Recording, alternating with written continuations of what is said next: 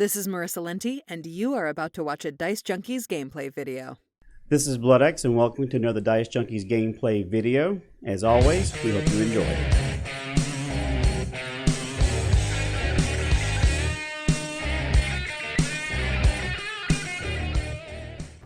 Alright, this is Bloodaxe coming at you with another Moze build video. Now that we have the most recent update to Borderlands, which includes level 72, we get to go ahead and reform all of our equipment and also redo some of our skills. So this is my newest version of the Bloody Splash Moze, so let's get right into the build. Skills, very similar to what we had before, but we get 7 more skill points. We're still going to go ahead and put in all 5 points into Fire and the Skag Den. Anytime we can get bonus damage of any kind, we always want to be able to stack that damage on top of it. It just makes Moze more deadly. Then we want to go ahead and put in the 3 points into Means of Destruction. And what this does is gives us an increased chance to regenerate ammunition, which is always a huge benefit to playing with Moze because I'm so ammo heavy on my rocket launchers. The Plague Bearers shoot 4 rounds per shot, so being able to regenerate ammo is always huge. Then we have the Torg cross promotion. Again, more damage means killing faster. We go ahead and put 5 points in Torg cross promotions. So we get 30% extra splash damage, plus we also get a 50% chance to double the radius. Careful with this one because I will down myself frequently because the damage radius does double, and so you also take said damage to Moze as well. So careful with that one, but we have some shields to help mitigate some of that. The next one we have is Pull the Holy Pin, and this gives us a 30% chance to hit a critical with the grenade. And stacking with another ability, which we'll see in a second, this just piggybacks on the opportunity to regenerate more ammunition. The higher the critical chance, the more likely you are to crit, which again keeps regenerating Moze's ammunition. I like Auto Bear because Auto Bear does splash damage, and while you're doing splash damage with rockets, so is Auto Bear. So combining this with Means of Destruction, which as you can see here has a 10% chance to regenerate ammo, you're also getting more opportunities to regenerate ammunition with Auto Bear. Plus Auto Bear is still doing damage on the field while you are shooting, so again, more damage, killing things faster, moving on. Next one we have is Vampire, and this one I like because I use the Bloodletter. And whenever Moze does damage with a thrown grenade, she restores health. Well, the Bloodletter specifically says that whenever you would normally gain health, you gain shields instead. So this is constantly regenerating shields, and as you will see me in my gameplay, I'm throwing grenades pretty often.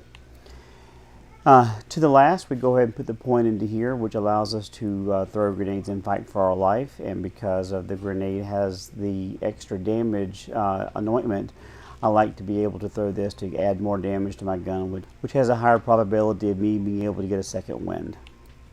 And then we have Explosive Punctuation, and I just had to get a couple of points to get down to the last ability. So having a faster cooldown rate to put out the Auto Bear more frequently is nice to have.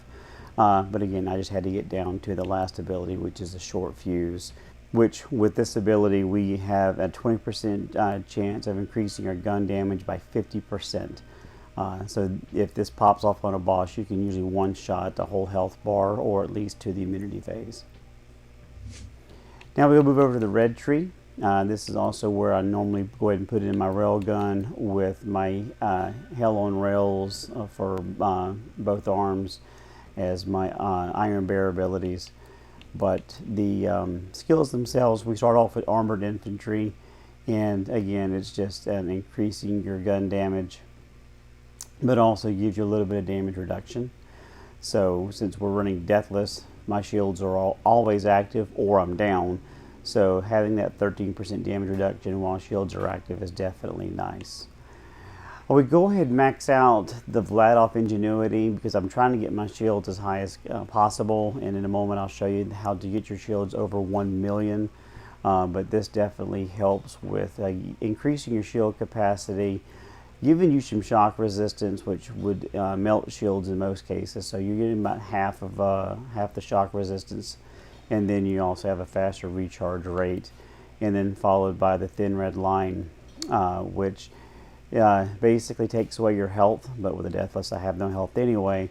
But you increase your shield capacity by 120%, and 3 stacks of that are normal, but the other 3 stacks come from my class mod. Drowning in Brass, this can really stack up your damage very quickly, and I have 2 stackable abilities, and this is just one of those. And what this does is basically just gives me extra 20% damage per stack. We can stack it up to 3 times for 60% damage, but also you have the cooldown on your fire rate. Full can of Whoop Ass.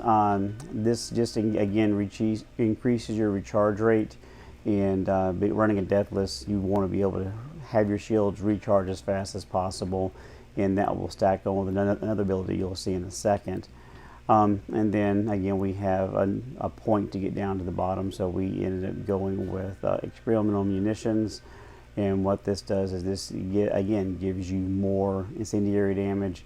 So that's an extra 15% on critical hits. So as you can see, the abilities of criticals and extra damage are beginning to stack.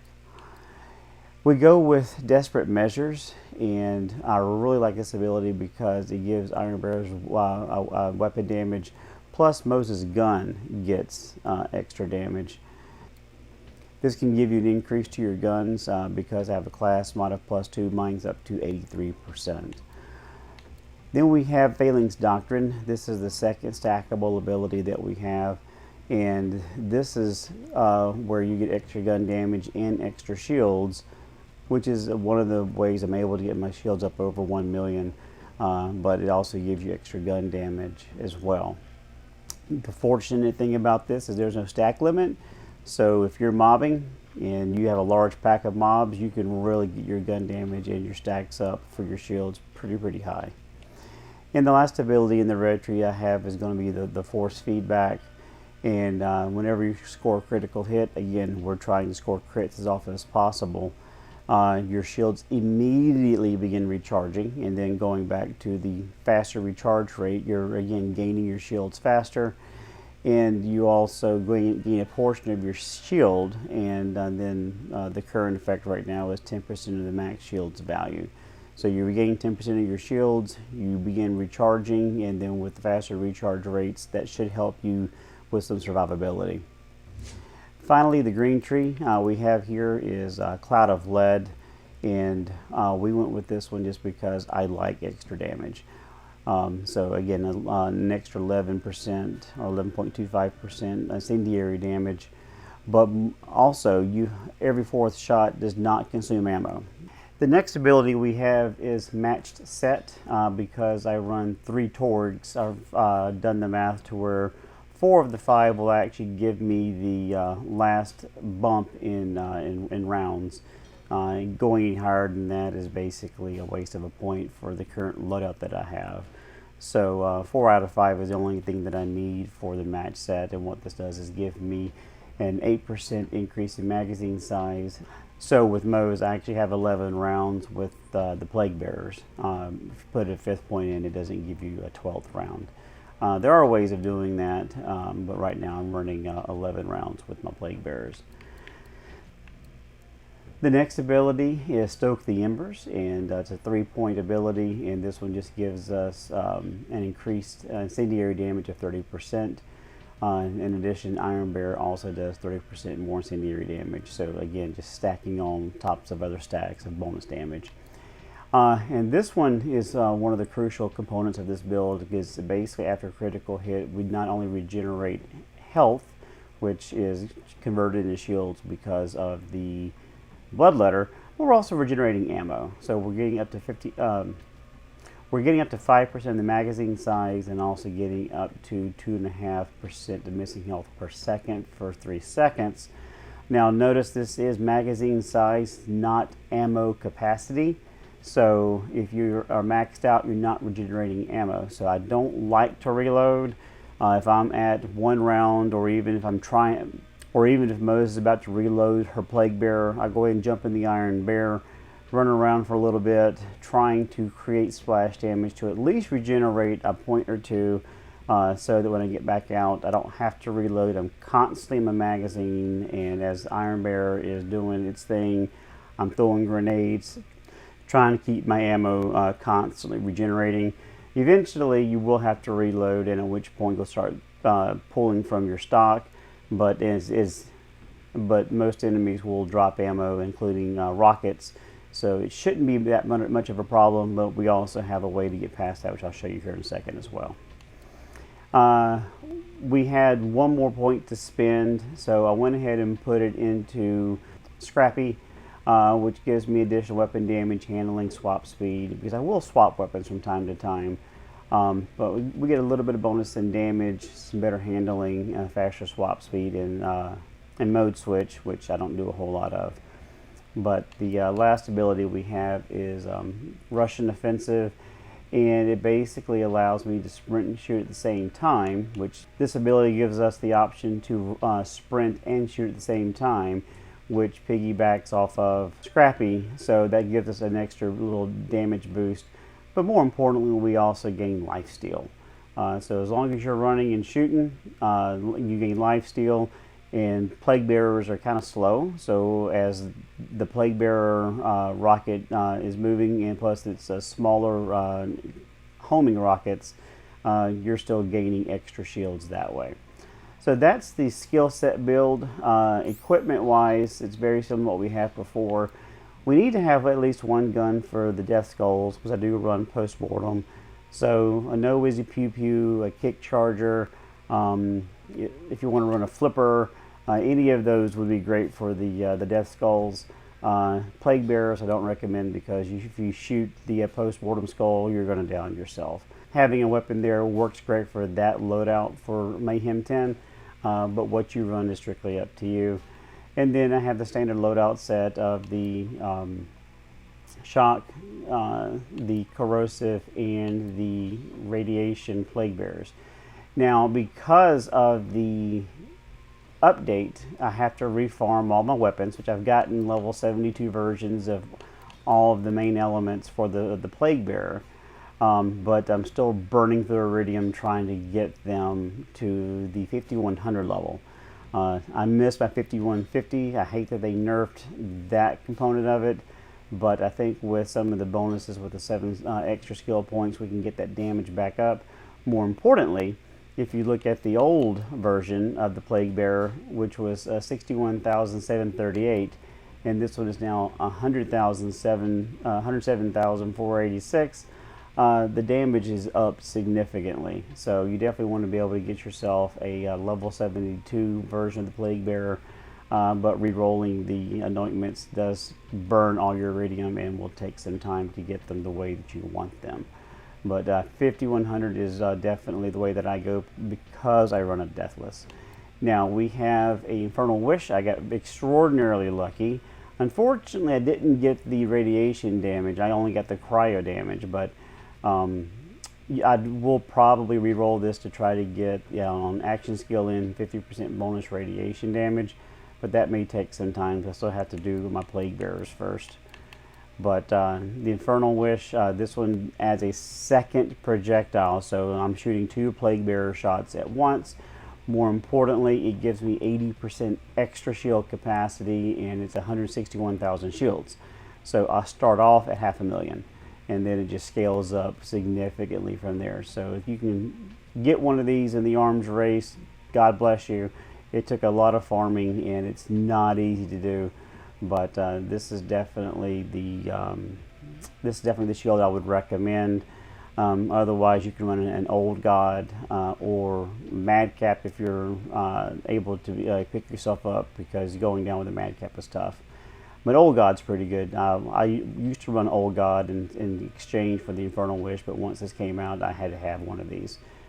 Just the idea of shooting 2 Plague Bearers at once is absolutely insane. I'm running the Bloodletter. I need to farm a level 72 version of this, but because of the rolls of the splash damage, weapon damage, and charge speed, I can't get rid of this one until I find a similar version at level 72. But I do have the 65 version I'm running right now.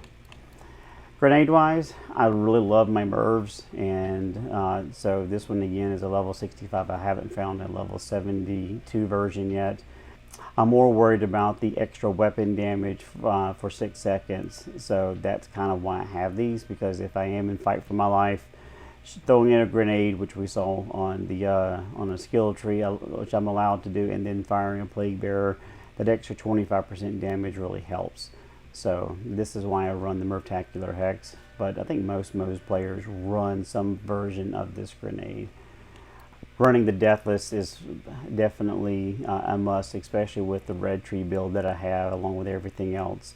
With the Infernal Wish, there's no point not to run a Deathless. It does give us bonus aura damage. It also gives us an extra burst damage and also burst radius. Plus it just gives us higher shield capacity, faster recharge rate, shorter delay.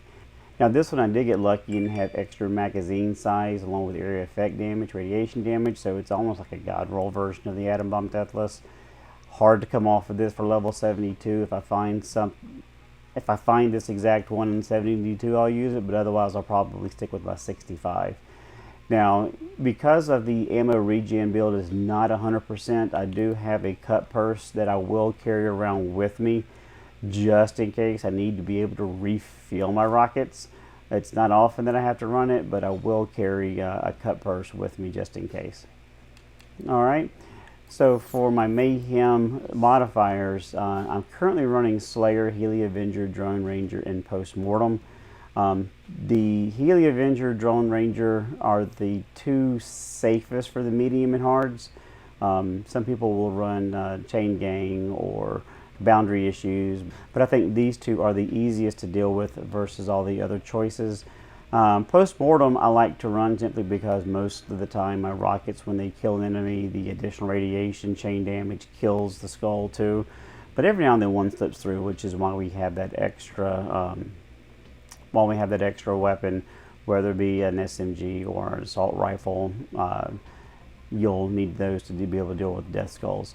Now for the easy component, it's preferable to get Loot Explosion. Slayer is not bad, but Loot Explosion would be ideal. But this loadout is pretty manageable when it comes to playing on Mayhem 10. I don't like Mayhem 11 simply because it actually reduces the ability for you to get loot. It decreases by 50% for the rarities. So again, play with the big boys, go Mayhem 10, don't pussy out and go Mayhem 11. Alright, so I promised you to show you how to get Moze's shields up to past 1 million. We are here at the compactor in Trashlantis. This is where all the claptraps spawn in. If you haven't seen this yet, actually coming up here, don't jump down, but after I've defeated all the enemies, coming up here, waiting 10 seconds, they will respawn. So it's a good place to be able to farm the Galaxy decoder rings if you're trying to get back to Joey Ultraviolet at the cartel event. But it's also just a good place to be able to get experience, farm gear, if you want to work on your Mayhem levels, or even if you're trying to work on your vault card levels. It's a good place to farm things very, very quickly. All right, let's see it in action.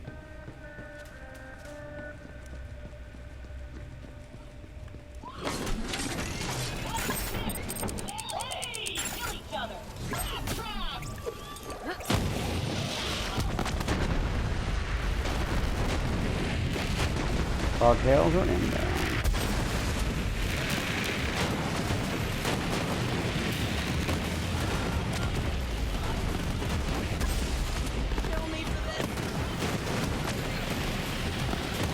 The good thing with plague bears, you don't have to be very accurate. You have to be just getting close to some of the folks.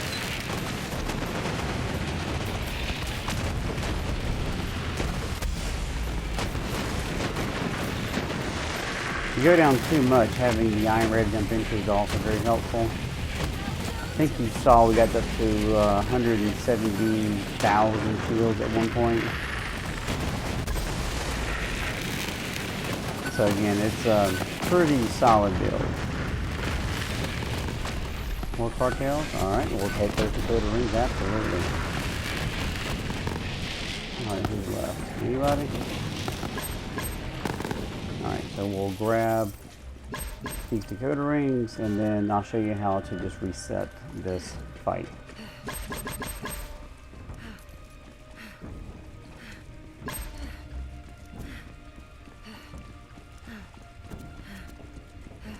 So there's a little storage cart or storage container that's up here. So there's a little spot up here that if you wait, and you don't want to fall down, because when you fall down you can't get back up. So wait about 10 seconds.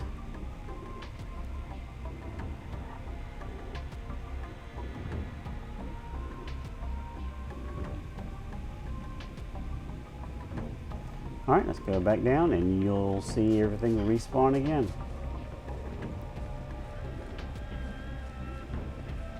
Yellow bar, scrap trap nest, here we go.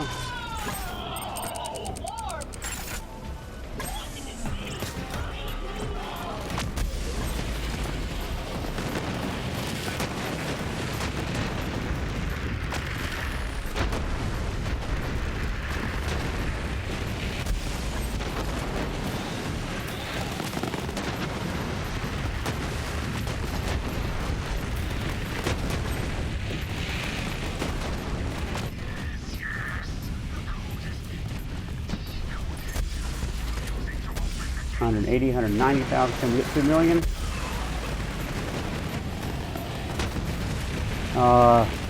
So close.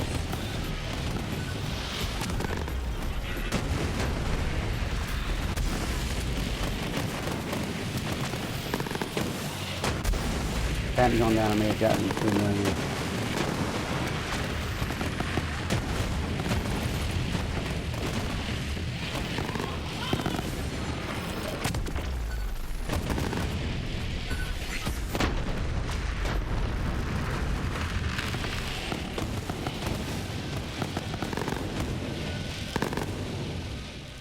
Alright, well there's my Bloody Moze 2.0.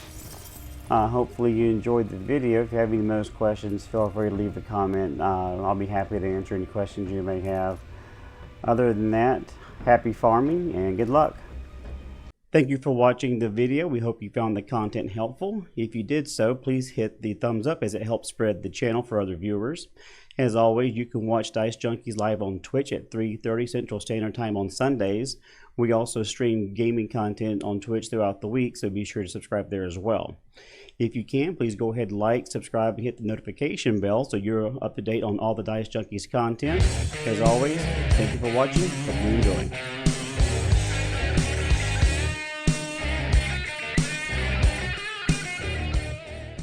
They fucked my tomatoes up!